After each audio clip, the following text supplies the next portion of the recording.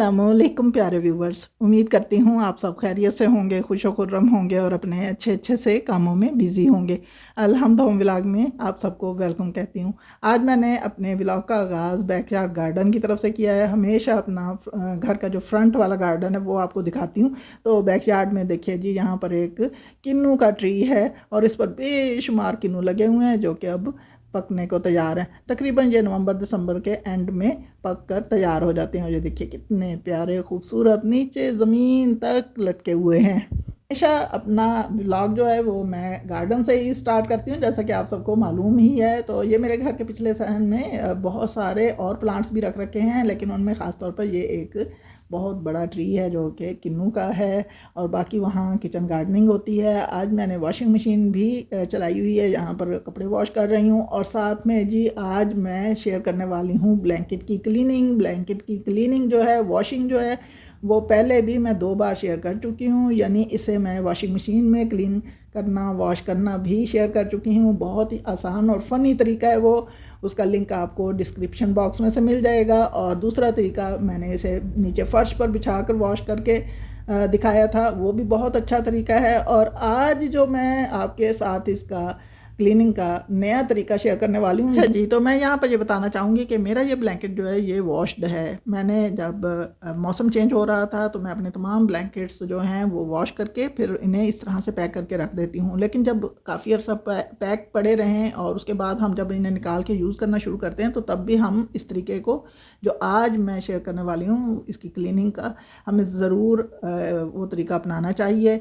या फिर हमारा अगर बहुत गंदा ब्लैंकेट है उसके ऊपर भी वो तरीका आजमाया जा सकता है। और ये जो तरीका आज मैं शेयर करने वाली हूँ ये ख़ास तौर पर उन लोगों के लिए है जो जहाँ उन घरों के लिए है जहाँ पर ज़्यादा धूप ना आती हो या वहाँ पर पानी का, खुले पानी का बंदोबस्त ना हो। यहाँ पर मैंने ब्लैंकेट को बेड के ऊपर ही बिछा लिया है। मैं अगर इसे ज़मीन पर बिछाती तो ज़मीन पर थोड़ी बहुत मिट्टी जो है वो इस ब्लैंकेट पर चिपक सकती थी। तो मुझे बेड पर ही ये ज़्यादा बेहतर लग रहा है। या फिर नीचे हम कोई चीज़ बिछाकर उसके ऊपर ब्लैंकेट को इस तरह से बिछाकर ये काम कर सकते हैं। तो इसके ऊपर सबसे पहले जी मैंने बेकिंग सोडा जो है वो स्प्रिंकल करना शुरू कर दिया है। बेकिंग सोडा आप सबको मालूम ही है कि क्लीनिंग में कितना यूज़ होता है। क्लीनिंग के बहुत सारे हैक्स में बेकिंग सोडा इस्तेमाल किया जाता है। एंटीबैक्टीरियल है, इससे क्लीनिंग बहुत अच्छी ली जा सकती है। ना सिर्फ ये हमारे ब्लैंकेट्स बल्कि सोफ़े और इसके अलावा मैट्रेस और इसके अलावा मैंने दीवारों की सफाइयाँ यानी वॉल्स के ऊपर लगे हुए बाल पॉइंट या फिर किसी तरह के भी निशान को ख़त्म करने के लिए बेकिंग सोडा ही यूज़ किया है। मेरी बहुत सारी वीडियोज़ ऐसी हैं जिसमें बेकिंग सोडा से मैंने क्लीनिंग करके दिखाई है। और आज इस ब्लैंकेट के ऊपर भी मैंने बेकिंग सोडा ही छिड़काया है। और उसके बाद जी ये मेरे पास एक ब्रश है जो कि मैंने ख़ास तौर पर सोफ़ों की क्लीनिंग और साथ में यानी मैट्रेस की क्लीनिंग और आज ये ब्लैंकेट की क्लीनिंग में भी यूज़ हो रहा है। बहुत ही सॉफ्ट ब्रश है ये। अगर बहुत ज़्यादा हार्ड ब्रश होगा तो ये हमारे ब्लैंकेट को ख़राब कर सकता है। और इस ब्रश को यूज़ करते हुए ख़ास तौर पर मैंने ये ध्यान रखना है कि फ़र जो है उसका मुंह अगर नीचे है तो हमने ब्रश ऊपर से नीचे की तरफ लाना है, और अगर फ़र का मुंह ऊपर की तरफ है तो हमने ब्रश नीचे से ऊपर की तरफ लेके जाना है। इसके बारे में वीडियो के आगे जाकर आपको पता लग जाएगा। तो इसके लिए जी मैंने एक लिक्विड तैयार किया है। लिक्विड में मैं कोई और चीज़ शामिल नहीं करूँगी, सिर्फ़ और सिर्फ शैम्पू यूज़ करूँगी। शैम्पू हर घर में मौजूद होता है और शैम्पू की ये ख़ासियत है कि टॉवल हों या फिर हमारे पास हमारी जितनी भी जर्सियाँ वगैरह, स्वेटर्स वगैरह हों या फिर हमारे ब्लैंकेट्स हों, अगर इनके वॉश करने के लिए हम शैम्पू यूज़ करें तो ये बहुत ही, इनकी फ़र जो है वो रेशम की तरह ही रहती है और हार्ड नहीं होती। और सेम उसी तरह से ब्लैंकेट वगैरह और हर चीज़ रहती है जिस तरह से हम इसे नया ख़रीद कर लेकर आते हैं। तो अच्छी तरह से मैंने ये 2 टेबलस्पून तकरीबन इसमें शैम्पू यूज़ कर लिया है एक मग में। और इसे अच्छी तरह से इसकी झाग बना के अब जी मेरे पास सॉफ्ट सा ये मैं क्या करती हूँ कि जी इस तरह से मेरे पास कैप्स होती हैं और इन कैप्स को जो कि बच्चे या बड़े सर्दी में अपने सर पे लेते हैं, ये उन्हीं कैप्स होती हैं। ये क्लीनिंग में भी बहुत ही अच्छी रहती हैं। तो मैं इस तरह की कैप्स जो है वो लेकर रख लेती हूँ, क्लीनिंग के लिए यूज़ करती हूँ।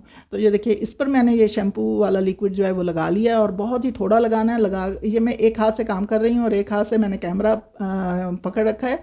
अगर मैं दोनों हाथों से काम करूँगी तो इसे मैं शैम्पू को पहले अच्छी तरह से निचोड़ दूँगी। बहुत ज़्यादा पानी हमने इसमें भर के लेकर नहीं आना।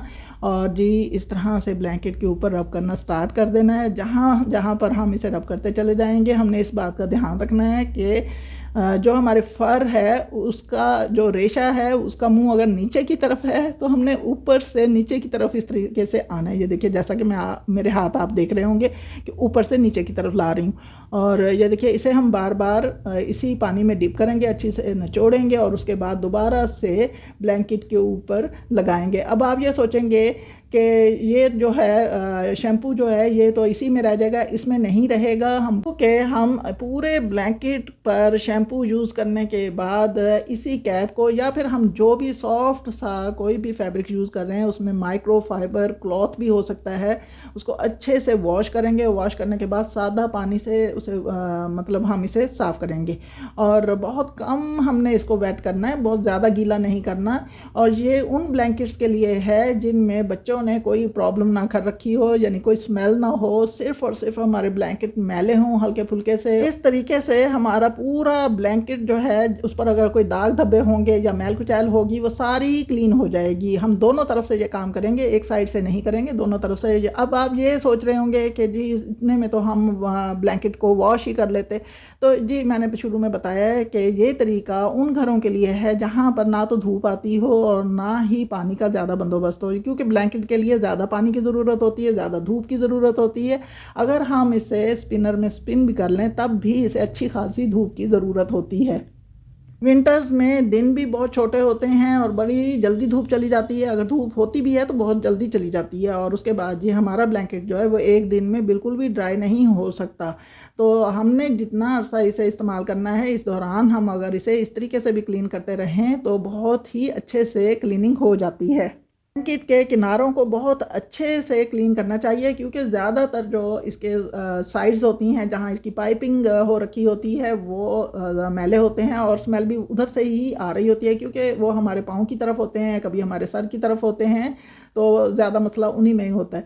तो उसके बाद जी देखिए, मैंने इस कैप को अच्छी तरह से वॉश कर लिया और इसके बाद इसे अच्छी तरह से स्पिन कर लूँगी अपने हाथ से और उसके बाद दोबारा से ब्लैंकेट के ऊपर लगाऊंगी। ब्लैंकेट बिल्कुल नीट एंड क्लीन हो जाएगा और इसे इसके बाद हमने जी पंखा चला के थोड़ी देर के लिए छोड़ देना है, या अगर हम बाहर हम रॉप पर भी डाल सकते हैं, वहाँ इसे हवा लगती रहे और ब्लैंकेट बहुत ही अच्छा साफ़ सुथरा हो जाएगा। इसके बाद जी मेरे और काम भी स्टार्ट हो गए हैं। तो मेरे घर में जो पानी चल रहा था वो पानी बंद हो गया। उस पानी को चलाने का एक बड़ा ही फ़नी सा तरीका है जो कि मैं शेयर करने वाली हूँ कि गर्मियों में टैंकी के ऊपर एक पुर्जा लगा हुआ होता है जिसमें कुछ रबड़ होता है जो लूज़ हो जाता है और इसको दोबारा इसमें यानी लगवाना होता है। जब ना लगवाया जाए तो हम इसका काम इस तरीके से चलाते हैं कि एक स्टिक रखी हुई है, जाके उस पुर्जे के ऊपर इसे हल्का सा हिट करते हैं तो मोटर जो है वो चलना स्टार्ट हो जाती है और पानी दोबारा से आ जाता है। तो ये मेरे घर का मसला है, अगर आपके घर में भी ऐसा कुछ मसला है तो हल कर सकते हैं। बहुत सारे काम करने के बाद जी मेरे बेटे ने कहा कि चलें जी अब आपको मैं गोल में लेके चलता हूँ, वहाँ से आपने जो चीज़ भी खाने पीने की लेनी है आप लें।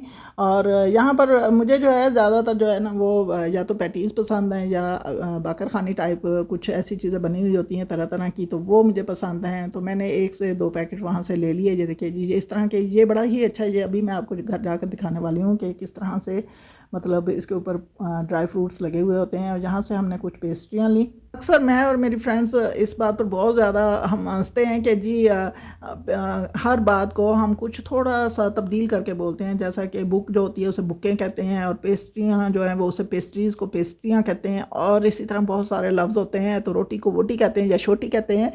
तो यहाँ से जी मैंने तो अपनी वीडियो बना ली और मेरे बेटे ने वहाँ से जितना जो कुछ चीज़ें लेनी थी वो ले ली। और ये है जी वो बिस्किट, घर आकर आपको दिखा रही हूँ। ये मुझे सबसे ज़्यादा पसंद है। इसके ऊपर कुछ ड्राई फ्रूट्स वगैरह लगे हुए होते हैं, तो ज़्यादातर इसके ऊपर पीनट ही होता है। तो इसके बाद ये खाना जो है वो रात का जो वो मैंने दोपहर को ही बना लिया था, दोपहर को भी हमने वही खाया। शाम के लिए मैंने उसके साथ बॉयल्ड राइस तैयार कर लिए थे, क्योंकि मैंने चिकन तो दोपहर को ही बनाया था लेकिन शाम को मैंने मसर और राइस बनाए हुए थे। तो ये रात का टाइम है, कितना खूबसूरत टाइम है। जब मैं किचन में खड़ी थी तो यहाँ से मुझे चाँद नज़र आ रहा था, बहुत ही खूबसूरत लग रहा था। तो मैंने सोचा बाहर जाकर इसकी वीडियो बना लूँ। ये था जी मेरा आज का यूज़फुल व्लॉग। अगर आपको मेरी वीडियो अच्छी लगी हो तो प्लीज़ मेरे चैनल को सब्सक्राइब कीजिए, लाइक्स दीजिए, कमेंट्स कीजिए और शेयर ज़रूर कीजिए। दुआ में याद रखिएगा। अल्लाह हाफिज़।